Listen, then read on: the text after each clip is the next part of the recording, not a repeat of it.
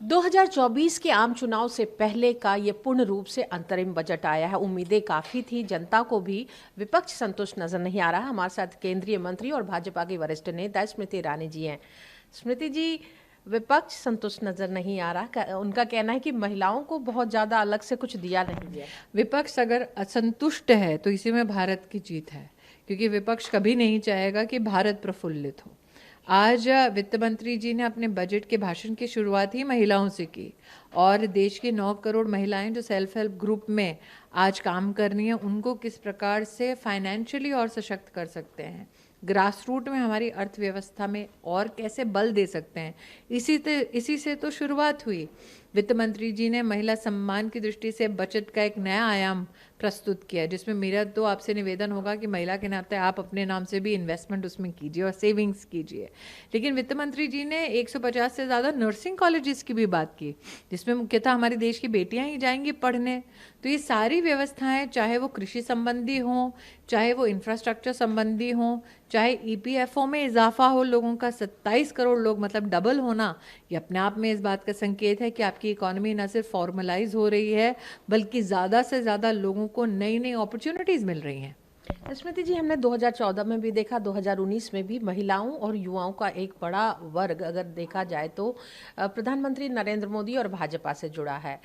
वो क्या लगता है कि इस बजट के बाद जब आप लोग चुनाव में जाएंगे उससे संतुष्ट नजर आएंगे? देखिए, ऐसा है कि नरेंद्र मोदी जी ने बार बार कहा है कि वो कभी भी कोई भी निर्णय राष्ट्र के उत्थान के लिए लेते हैं, अपने राजनीतिक उत्थान के लिए नहीं लेते। इसीलिए बार बार जनता उनको चुनकर ऑफिस में भेजती है। अगर आप उनके पूरे 8 साल के बजट्स को देखें, तो जब नरेंद्र मोदी ने कहा कि हम बेटियों के लिए टॉयलेट्स बनाएंगे, तब तो कोई चुनाव नहीं था। नरेंद्र मोदी ने जब कहा कि आइए घरों में लोगों के लिए टॉयलेट्स बनाएंगे, वो तो चुनावी मुद्दा नहीं था। जब नरेंद्र मोदी ने कहा महिलाओं को 1 रुपए में सैनिटरी पैड मिलेगा, वो तो कभी किसी नेता ने आज तक चुनावी मुद्दा बनाया नहीं।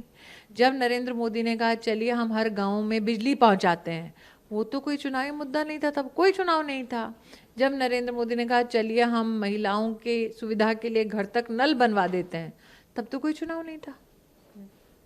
विपक्ष का कहना है कि ये मित्र काल का बजट है। 1% लोग जो अमीर थे, तो 40% आज किस किस मित्र के लिए आज घोषणा हुई? 80 करोड़ हिंदुस्तानियों को मुफ्त का राशन, मुफ्त को सिर्फ दोस्त को खिलाया जाता है ना, अगर उनकी आप भाषा का उपयोग करें तो मित्र को मुफ्त का खाना खिलाते हैं। तो 80 करोड़ नागरिक, इसका मतलब नरेंद्र मोदी के मित्र हो गए। गरीब को, दोस्त को घर बना के दिया अगर मोदी ने, तो वो गरीब जिसको घर बना के दिया वो मोदी के मित्र हो गए। 3 करोड़, 11 करोड़ किसानों के बैंक के खाते में पैसे दिए नरेंद्र मोदी की सरकार ने, तो फिर वो 11 करोड़ गरीब किसान मोदी के मित्र हो गए। 40 करोड़ से ज़्यादा हिंदुस्तानियों का जीवन में पहली बार बैंक का खाता खुला, तो वो गरीब जिसका पहली बार बैंक का खाता खुला वो मोदी का मित्र हो गया। तो अगर ऐसे मित्रों की मोदी जी मदद कर रहे हैं और उस गरीब का उत्थान कर रहे हैं, उसी में तो राष्ट्र का विकास छिपा हुआ है। हमेशा से मोदी सरकार ने रिफॉर्मिस्ट बजट पेश किया था और उनका कहना था कि वो फ्रीबीज ज़्यादा नहीं बांटेंगे। लेकिन इस बार कुछ देखने को लग रहा है कि कहीं ना कहीं ये लोक लुभावन स्लैब में मध्यम वर्ग को छूट दी गई। जब आप मध्यम वर्गीय को, परिवारों को एक ऐसे टैक्स स्लैब में, एक ऐसे रिजीम में लाते हैं जहाँ ट्रांसपेरेंसी ज़्यादा हो, जहाँ वो सेविंग ज़्यादा कर सके, उसके हाथ में खर्चा करने को ज़्यादा पैसा हो लेकिन सेविंग ज़्यादा कर सके, तो क्या वो अभिनंदनीय नहीं है? हमारे यहाँ मध्यम वर्गीय परिवार में माँ बाप ये तो समझाते हैं कि भाई कमाओ तो पहले सेव करो।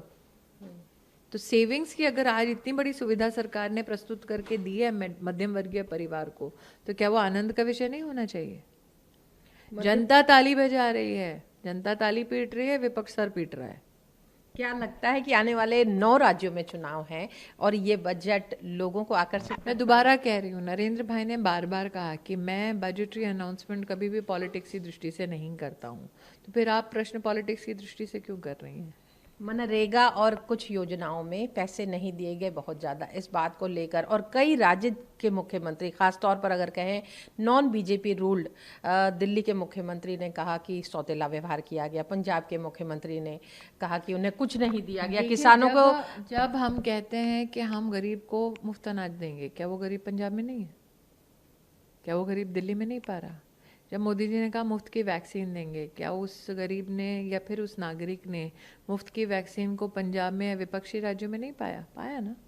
नई फसल पर किसानों को एमएसपी देने की मांग उठ रही है।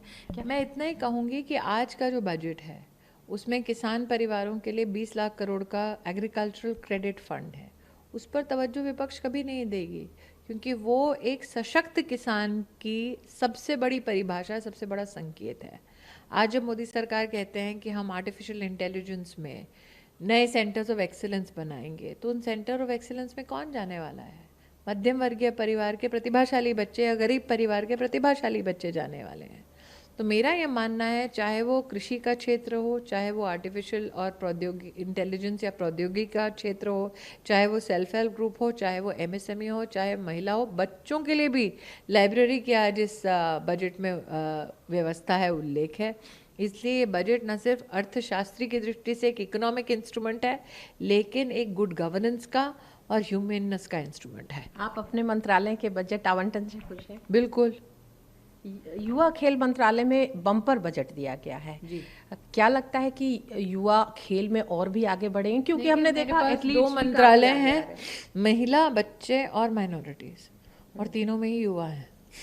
तो अगर युवा और खेल का बजट बढ़ता है तो इसका मतलब महिला और बच्चों के लिए और माइनॉरिटी के लिए वहां पर भी तो बजट बढ़ा। इसे चुनावी बजट बताया जा रहा है। मैं वही तो कह रही हूँ, जब प्रधानमंत्री ने कहा 1 रुपए का सैनिटरी पैड मिलेगा, क्या वो चुनाव से संबंधित है? क्या लगता है अब कि विपक्ष दिग्भ्रमित है? पहले चुनावी बजट भी कह रहे हैं और फिर कह रहे हैं कि कुछ नहीं दिया गया। मैं दोबारा आपसे कह रही हूँ कि विपक्ष अगर गंभीर सोच रखता अर्थव्यवस्था की दृष्टि से, विपक्ष अगर भारत के नवनिर्माण की दृष्टि से सही से दिल से कोई ख्वाहिश रखता, तो आज विपक्ष में बैठा होता। धन्यवाद ईटीवी भारत से बात करने के लिए। तो केंद्रीय मंत्री स्मृति ईरानी जी का कहना है कि ये बजट सभी वर्गों को ध्यान में रखते हुए लिया गया है और कहीं ना कहीं जो निर्णय लिए गए हैं उसके दूरगामी परिणाम होंगे। ईटीवी भारत के लिए कैमरामैन संजय के साथ अनामिका रत्ना।